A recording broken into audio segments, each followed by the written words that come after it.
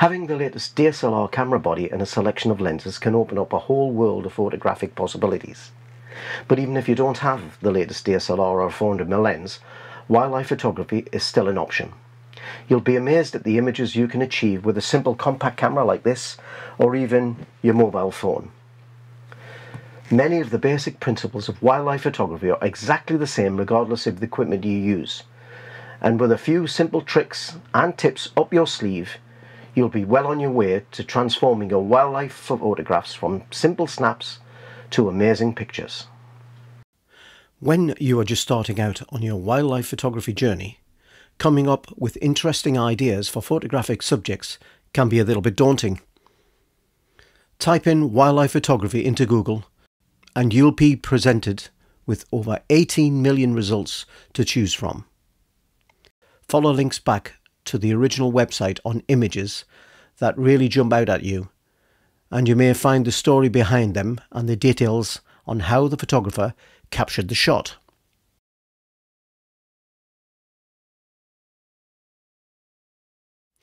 Investigate what wildlife you are likely to see in your space and read as much as you can about it. Finding out about feeding and breeding habits is always a good place to start.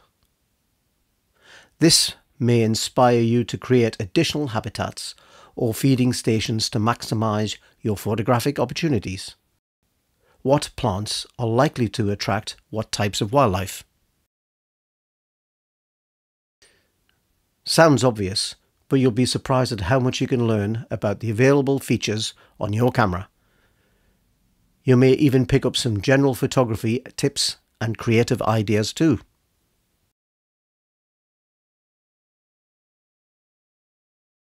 There are numerous golden rules with photography, but probably the most important to be aware of initially is the rule of thirds, which we'll talk about in another program.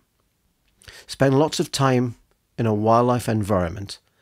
The more time you spend in it, the more wildlife you'll spot. Try and wander around at different times of the day, particularly early in the morning, just after sunrise, or later in the evening in the hour before sunset. The welfare of wildlife should always come first. If you minimize disturbance and minimize stress to your subject, you will maximize your chances of taking the perfect photograph. If you are using a compact digital camera, here are the key features to look out for. Nice big close-ups are always a great way to capture the essence of your subject, and particularly well for wildlife. So having a zoom facility on your camera is a definite bonus. Avoid using any digital zoom facility, as this will drastically reduce the resolution of your images. Most compact cameras have a macro facility, usually indicated by a flower icon. This is perfect for frame-filling close-ups of insects and flowers.